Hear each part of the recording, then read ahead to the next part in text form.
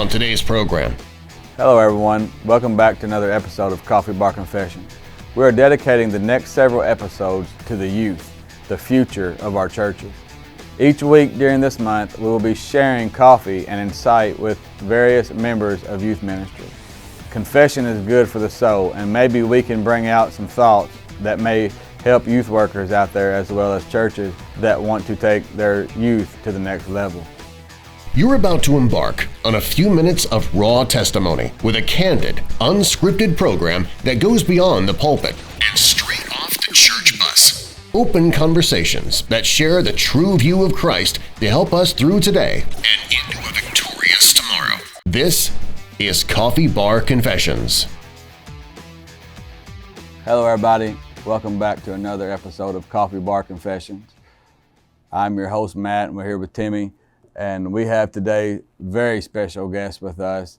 This is Brother Tyler and Sister Ashley Mills. This is Truth Apostolic Church's youth pastor and wife, and we are so glad to have them on this episode with us. This family means a lot to me because they are who I passed the baton to. Whenever I actually stepped out of youth pastor, this is who I stepped out and handed the baton of youth pastoring to. So I feel like this episode is going to be something very special. You're definitely not going to want to miss this one because there's going to be a lot of good content coming. Brother Tyler and Sister Ashley, this going to be giving you a few questions throughout this episode. I know that Brother Tyler has already been looking at my notebook trying to see what the questions are, trying to cheat on me here.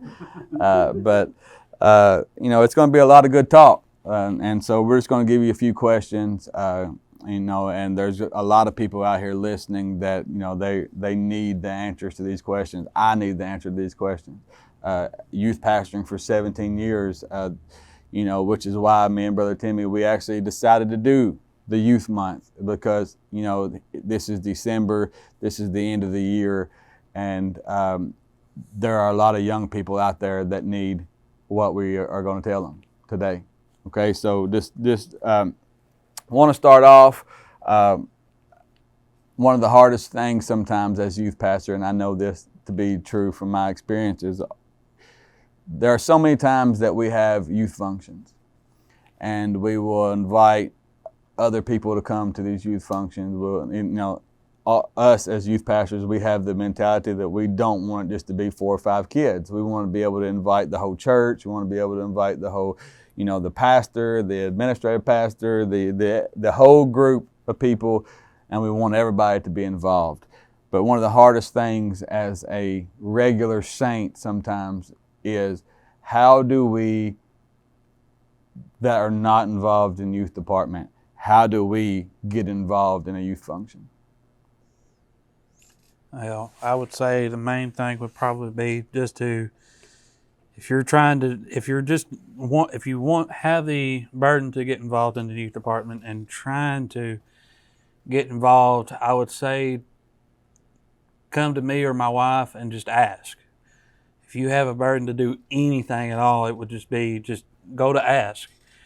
Your participation at first might be small, but then as time progresses, we might have you go into bigger things, or even, hey, go take care of Super Church one day. There's always a place for someone that wants to actually participate and actually be involved in the youth department. And that's the thing with several. The youth department's hungry for a consistency. Yeah. And if you're not wanting to be, and if the first thing that the youth department's youth members see is, are they going to be consistent in helping us out? Are they going to be consistent in being there? Because if they're not wanting to be here, then what makes me want to be here?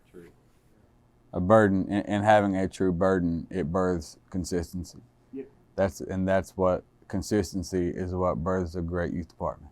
It's something that, if they don't feel that you have a burden for them, if they don't feel that you love them enough to sacrifice your time, then they're not going to be behind you 100% in the things that you do. So with that being said, that was a not really, we wasn't throwing that in there as a spot to get you guys some help for the youth department, but on the other hand, to that same question, that would be a situation to where if somebody wanted to help in the youth department, but more or less the question being that regular saint that's sitting on the pew, that they're not trying to necessarily be a part of the youth department, but you're having a function and they don't feel like, they might say, well, that's a youth function. I don't have to be a part of that. That's a youth function. Brother Tyler's got his young people, and that's all that. But as a young person growing up, when a whole church is involved, that gives them more of a spark, more of a vision of, hey, my whole church is behind me. So what could a regular saint, somebody who's not looking for a position, not looking for a job, not trying to be a part of a youth department, how could a youth department or a youth pastor say, hey, this is where we could use you at? If you would show up, you may not have a position, you may not have so much of the job, but where could a regular saint be involved in the youth department or a youth event? Well, the first thing would be, especially in prayer, just keep yourself in prayer. If we don't have like an actual event that we would need your help in, the first thing and most importantly would be prayer. If you were like, hey, what can we do to help? Pray. Pray for the event that we do have going on. Pray that it goes well. Fast for it. Prayer and fasting helps. Out of any situation that we have, is prayer and fasting would help. So if I would say anything, it would be prayer and fasting. Pray and fast for the events that we have. If they're willing to come to you and say, hey, I want to help, what can I do? Then if you tell them, hey, I need you to bring some chili, and they say, well, I don't want to bring chili. Well, you're not being willing to do exactly what needs to be done. We need a pot of chili made, and we need you to make it. So willingness is one of the greatest things that as a youth pastor, you need people that are willing. You need people that are there to say, Brother Tyler, Sister Ashley, whatever it is that you need in this youth department, I'm willing to do. As pastor, you're looking at situations like, if somebody don't clean the toilets, then you're going to have some pretty bad toilets, and so you're looking at a position there that nobody wants, but somebody willing to say, hey, I'll do that. I'll take care of that. I'll take care of the bathrooms when nobody else wants to, because it's a willingness to say, hey, whatever I need to be doing, I'll do it. Whatever I got to do to serve, I'll do that. I'll serve. Even if it's not what I want to be, even if it's not putting me behind the pulpit with a microphone, even if it's not putting me, on the platform showing off my brand new suit and tie, it might be rolling my sleeves up and sticking my hands in a dirty, nasty toilet to make sure that everything runs smoothly. But as a youth pastor, you're wanting those people that says, okay, I'm not a part of the youth department, but Brother Tyler, Sister Ashley, whatever it is, I'll do it. I'll be willing. So talking about how people could come to you and be like, hey, I want to help out with a youth event, not necessarily being involved in the youth, but helping out. But if they did want to be involved with that youth department, what are some things that would make a good youth worker? Kind of what Brother Matt had said, willingness, being faithful, sometimes even submitting, even when you might not understand, or, just even when you might feel like it might, you might feel like going a different way with it, submitting and saying, okay, I might not see what exactly they have, their vision or why they're doing this, but I'm going to submit to them and I'm going to do it. Yeah. submitting by supporting what the youth pastor's wife is doing with their kids. Trust.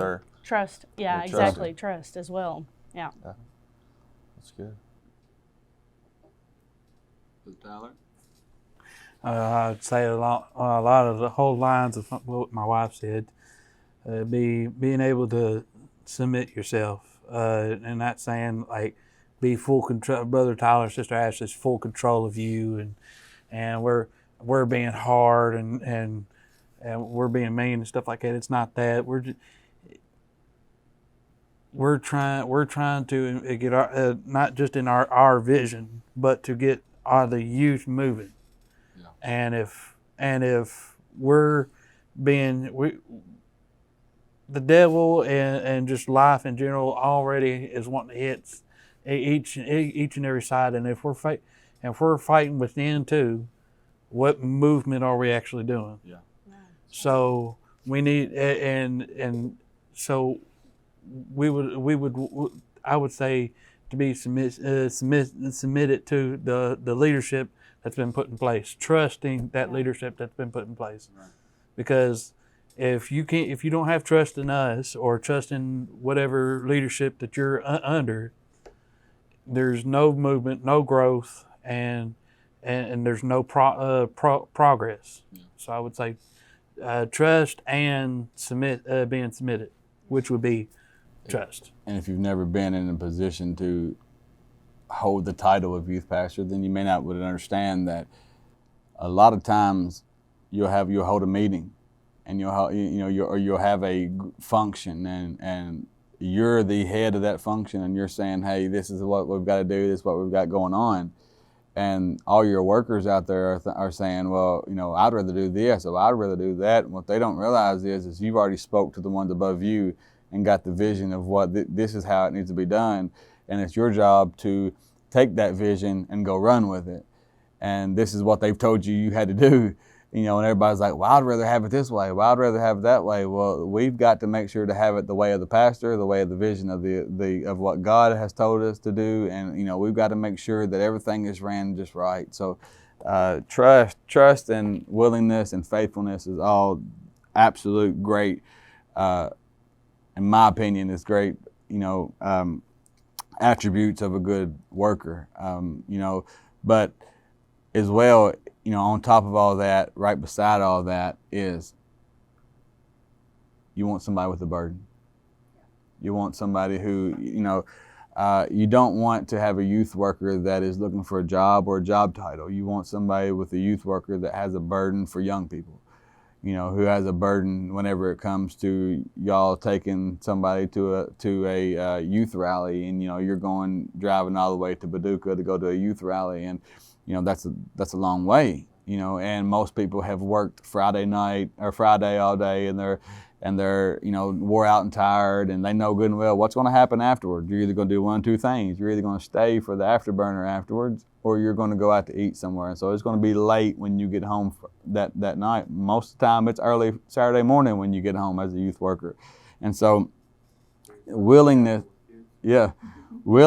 to drive that far with kids arguing and fighting and with kids being wore out and tired and being able to say, hey, I'm not here to just be a chaperone, but I want to go to these services because there's some young kid that needs the Holy Ghost. There's some young kid that has a desire, and I want to be there to help push that desire. I want to be there, when that kid is knelt down at the altar. Sometimes me and Brother Tyler and Sister, actually all four of us were all four on the platform. As I was going in the line, I realized that, but we're all four always on the platform, drumming, piano, guitar, singing. We're all doing something, and all of a sudden you look down and you see one of these young people that's sitting there and knelt down at the altar, and it's hard sometimes to rip yourself from one job and go to another. But whenever you say, oh, I need to go pray for that person, I need to go pray for that young person, and the next thing you know, you look up and here goes one of your youth workers. They're walking over there and they knelt down by that young person and they start praying. It's like, yep, that's why you're one of my youth workers, because you felt the same burden that I felt at the same time that this person needed to be prayed for. And so that one of the things as a youth worker, but shifting just a little bit off of the youth workers and shifting to some of the young people that we have a lot in our youth groups, what are some ways that I was going to say we as youth workers, but what are some ways as youth workers can help young people to develop a stronger relationship with God? Involve yourself with anything we've got going on. If we got a Section 4 rally, go be there. Yeah. If we got, we do monthly addict services, be there. Me and Sister Ashley and the ones underneath us, like Sister Katie and Brother Christian. It's like she was underneath your ministry for the longest time. We both know she's got a list of events that that we can do. We'll never finish them in our lifetime. In both our ministries, we can never finish it. So, if we got one of those events rolling, be there. Anything like KY, Conquerors Camp, Family Camp, be there. Walkathon, whatever it might be involved, whatever it might be. Yeah. Even down and a stronger relationship with God, you can do the fundamental of it being praying, fasting, getting involved in church. Just even if it's nothing like a function, if they say, hey, what can I do for the church? Be involved. Go to ladies' meetings, prayer meetings, everything you can. Be involved. Yeah. Involvement matters. Yes, because if you're not there at the functions, what youth department do we have? Yeah. If you just show up to a Sunday morning, Sunday night, and Tuesday, and not show up to any of the youth functions, there's not much of a youth department. One of the things that I could not stand to hear was, Brother Matt, I don't feel like I'm a part of the youth. And as a youth pastor, those are like cringing words. But then you go to youth functions and you don't see them there. Yeah, that's right. You know, you don't see them showing up to the activities, and you say, well, how can you be a part of something that you're never here? Yeah. So show up, be involved, participate in everything. If it's something that you don't even feel like, like if they have a potato sack race and you're like, oh, that's childish, put your leg in that potato sack and participate. Because other kids are watching you, and if you don't participate, they're going to end up not participating. You're exactly right. Yeah, you got those younger kids, and I could say this, stress this to any youth wherever you go to church at. You may not say, like Sister Ashley said, it might be silly just to be, oh, well, I don't want to be involved, and I don't want to go to Super Church and help out. I don't want to be in this youth function because it makes seem silly. The thing is that it's just like a line, and you might be at the front of the line and may not see the people in front of you. That's because all the people is in behind you. Yeah. And if you're just saying, oh, I won't do it, then all you're doing is leading these people around, and it's just going to create a circle of backslidden youth members. Yeah. If you want to see a change, be the change. Be the change, yeah. If you want to see your youth group grow your youth group by saying, I'm going to do everything that I can. I'm going to be involved. Don't come to a youth pastor and say, Brother Tyler, our youth group is small. Brother Tyler, we never do anything. Brother Tyler, we always, everything that we ever say that we're going to do, we never do that. But yet, that thing that we said we was going to do, you wasn't there. That's something, how can we have stronger relationships with God? Well, involvement. Be there. Do everything that you can to be a part of everything that our youth puts on. Don't worry about if you have the money to be a part of it or not. Yeah. Because somebody will pick it up for you.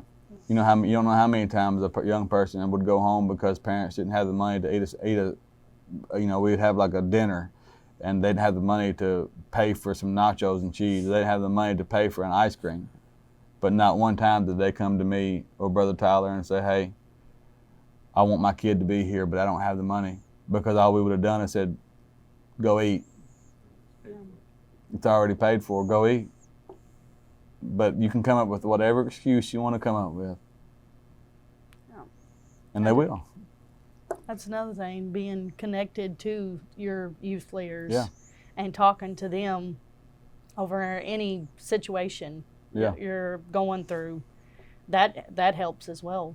Exactly. Having a relationship with your youth leaders, your youth workers. Yeah. You can't be scared of them. You can't be scared of them. You got to be able to come to them and talk to them and tell them the way you feel. Tell them exactly what it is that you're going through, and allow that youth worker or that youth pastor to be able to bring their burden. That's what they're here for. They're here for that burden to be able to help you. So that's good. We need to be able to be accountable and be able to show each other that what our burden really is. What do you feel is one of the biggest problems in the youth that hinders or can hinder the growth, hinder the faithfulness, the burden of even youth workers down to the youth? What do you feel the biggest problem is?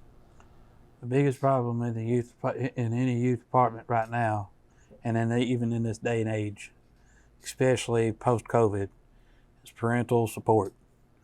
If we don't have it at home, and it goes far beyond this, if you don't live it at home, beyond the four walls, it does no good. I stress it to all parents. If you want your kids to strive in church, not just in the youth department, but if you want them to strive in church and be saved, the fundamentals in the beginning, the first step is to get them involved in church. Push them into everything we do. When it's the youth praise team, if it's youth functions, if it's the sign team, if it's whatever, push them into those things, because if they're pushed into those things, then we as youth, me and my wife as youth pastors, youth pastor and youth pastor wife, if we have that support at home, we know that they're being pushed for the fun things. They're being pushed for the things that are important. Yeah. If we don't have that support at home, we're never going to see the results in church. So I would say parental support is the biggest issue at this time. I couldn't have said that any better. Parental support has been 17 years ago. Yeah. We fought parental support when I first started, and one of the biggest things, and probably not going to be one of the most popular topics on this podcast, but one of the hardest things that you have to deal with as youth pastors is parents allowing the young people to make the decisions. Yeah. And that's one of the hardest things, because you'll be there in children's church, or you'll be there at addict service, and you're doing everything that you can to instill something in a kid, and then they go home, and these are seasoned saints that are allowing their kids to make decisions that it's like everything that you just taught goes right out the door, because they're going home, and you're like, wow, as a youth pastor, you're thinking, why in the world did I even teach that? Why did I spend my time to invest in this young person just to watch them walk right out the door because a seasoned saint, a seasoned parent is going to allow this or going to allow that to happen? And it's just pointless. I've got 4 children, and like I said, this is internet, and I understand, and it may not be the most popular vote, but I've got 4 children, and they don't have a choice. It's come to church. It's being in functions. And you may say, well, Brother Matt, it's because you youth pastored for 17 years, and you're going to push that. No, I know, because I have watched young people walk outdoors because they were not pushed to go to youth functions. I have watched people crying in the back of cars because they wanted to go to youth event, and mom and daddy did not force it. Mom and daddy actually told them, no, we're not going. And I have watched people leave church services with nothing, got nothing out of it because mom and daddy was not there to push it. And so parental support is absolutely one of the greatest things that a youth pastor needs, because you have the burden to reach their child. And so now that you're reaching their child, and you need to know that, hey, this support's coming back. This support's coming back. So with that being said, what are some ideas, what are some ideas that you two have? Not to say that our youth department is not doing great, but there's always room for improvement. So what are some ways that you two plan to improve our youth group at Truth Apostolic Church? I would say first and foremost would be consistency. Stay consistent in all the functions that we have, going to rallies and it could be going, and it might be hard sometimes to even go to the further out. Like I think the furthest we went was like in Paducah, am I correct? Farthest we went was Paducah, and that was like what, an hour drive or something like that, maybe. Hour 45 minutes, something like that. And even down to the functions as in going to Louisville for, I think that was KYC and the Conquerors Camp, maybe, something like that. So one of the major youth functions that we have, just certain things like that, is to be consistent in going to these events and actually having the events.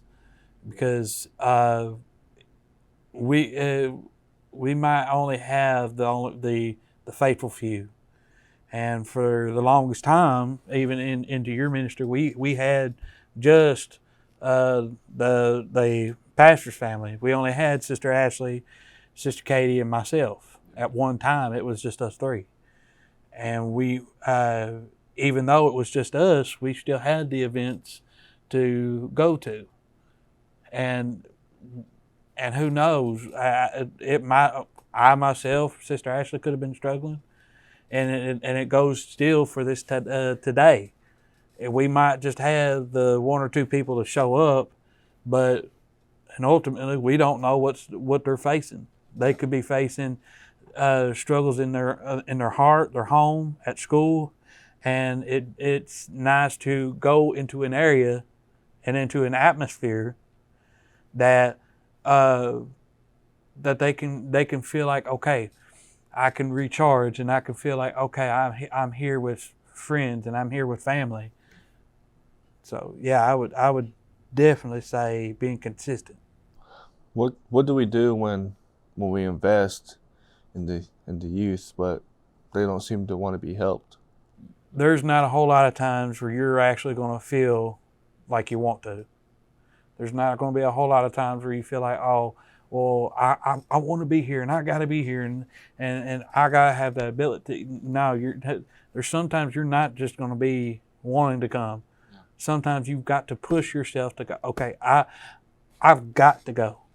Because if I don't, then there might be someone next to me or someone beside me or in front of me, behind me, that sees me, and if I don't show up, then they're going to start to fall back, and it's just going to be that domino effect. We're going to go, okay, well, this person's going to slip back, and then like I think like Brother Neer even preached, the whole they had certain amount of people bring in. There was supposed to be some party or something like that in the Bible, and they were supposed to bring everybody's supposed to bring their wine and put it into a big container.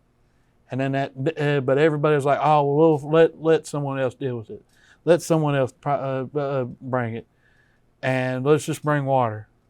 Well, because because everybody fell back on put the responsibility back on someone else. Then that turned into, okay, well, when they finally got there and they got a cup full, it was straight water.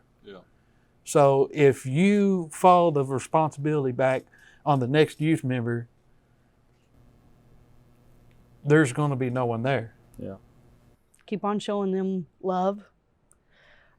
Show them that even though they might not want to be a part of it, that if they ever decide to be a part of it, that we're not going to exclude them. We still include them.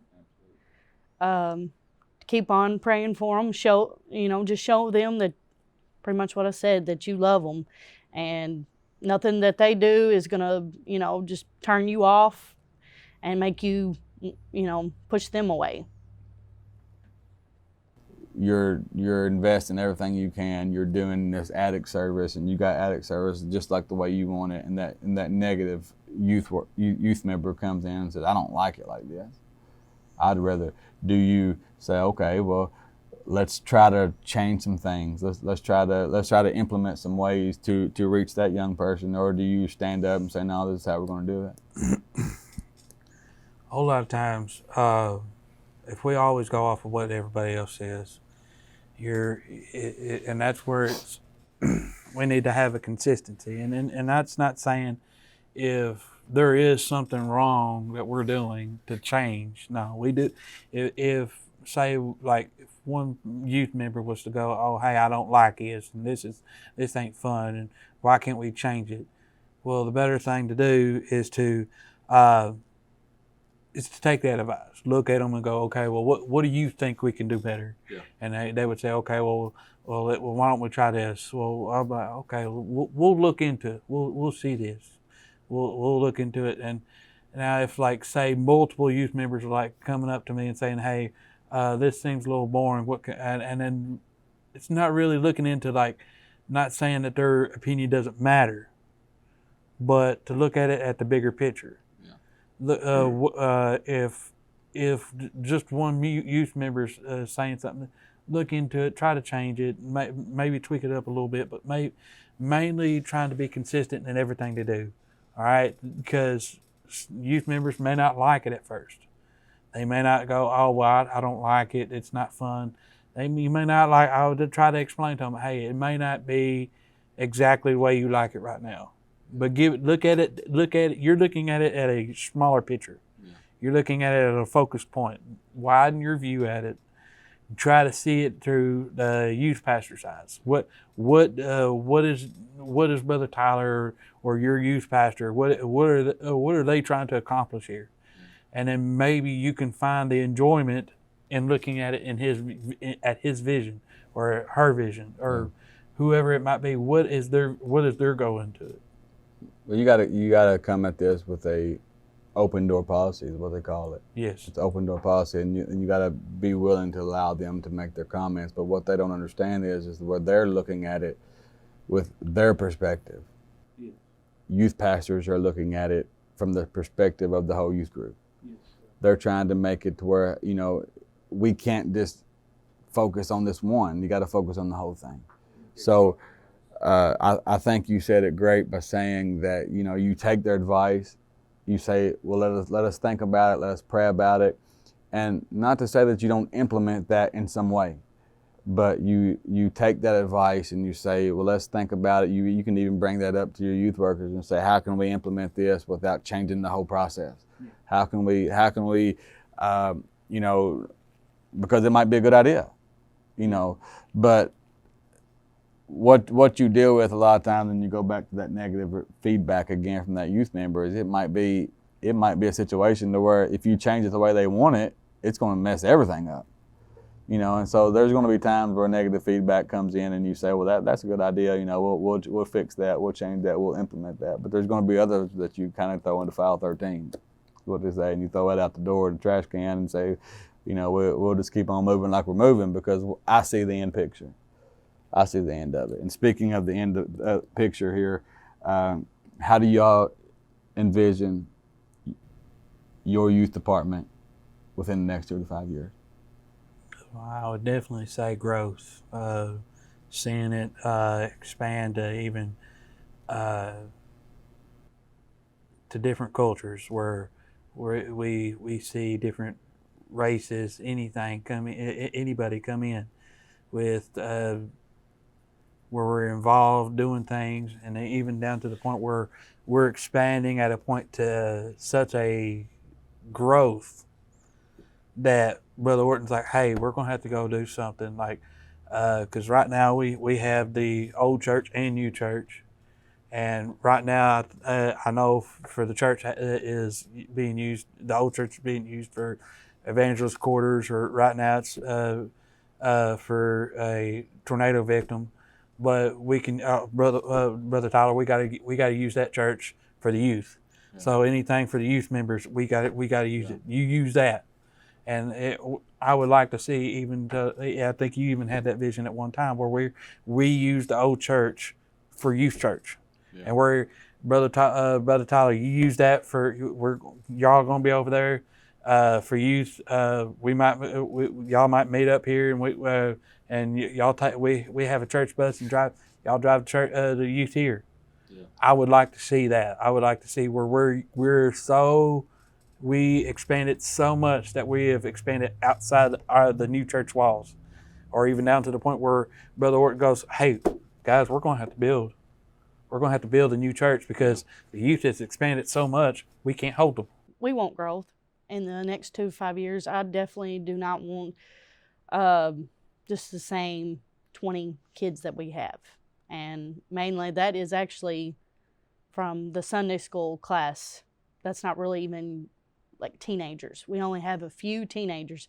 I would like to see more teenagers, and spiritually for them to be so hungry that if new people come in and they might not, they might be shy, they might not know how to get into the service, how to pray, stuff like that. Not let the ones that are already in, to let them, like, oh, I'm not going to do that because they're not doing it, and I'm not going to do it. And just,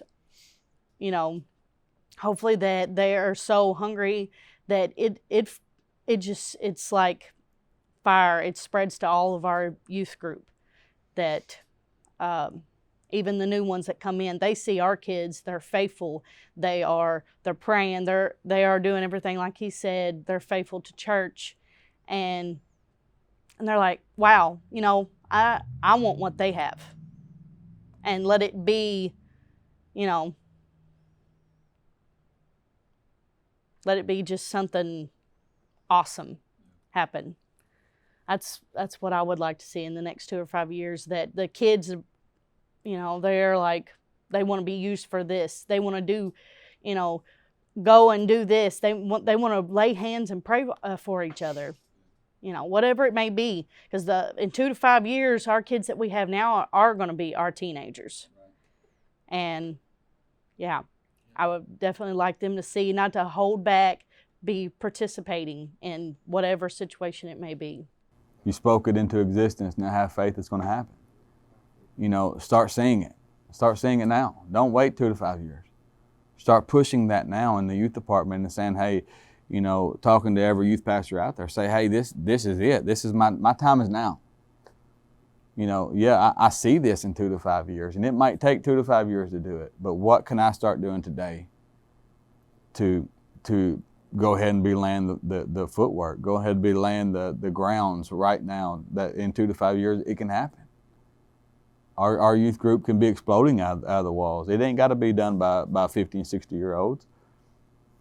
Let's grow the church of now, but let's also look into it as the church of tomorrow. So if y'all will, I want you to understand something. There's another Tyler and there's another Ashley out there.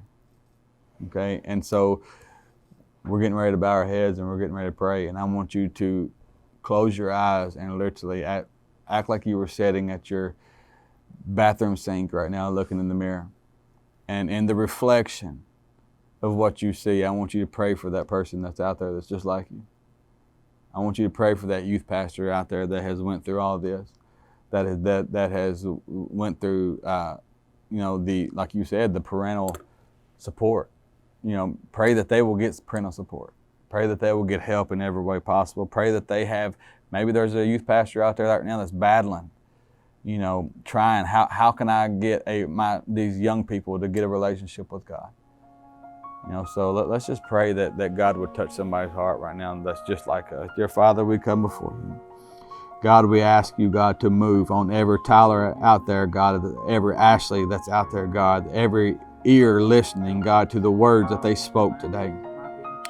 God, I ask you, God, to touch every Matt and every Timmy, God, that heard the word today, God, that they've spoken, God, that could be able to touch somebody's heart, God. Every youth pastor, God, that's fighting the struggle, God, of parental support, that's fighting the struggle, God, of a child with no relationship with you, God, fighting the struggle, God, that they're looking for negative in their youth group right now, but trying their best, God, to overcome the struggle, God, of a youth department that don't want help, God, but allow the words spoke by Brother Tyler and Sister Ashley today, God. Allow the words to come through this internet, God, this encounter, God, that they're having on this podcast, God, and allow them, Jesus, to be able to take these words spoke, God, and apply them to their lives, Lord, God, and be able to touch every young person in their church, God, every young person in their encounter, God.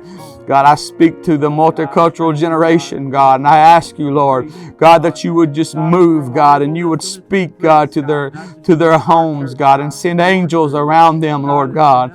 God, in every area that we can, God, we ask you, God, that we could be able, God, to find a hunger in our young people, to find a hunger, God, in this generation, this hour, God. Move, God, on their hearts, God.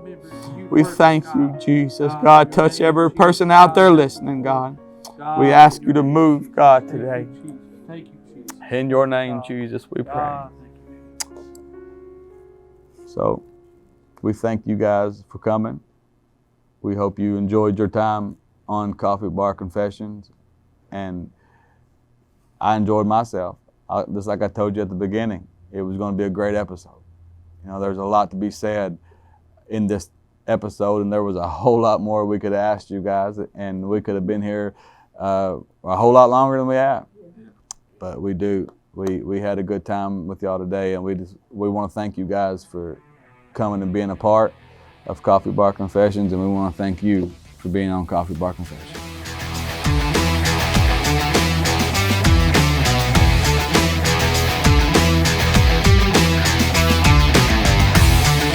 Thanks for taking the time to take in today's program.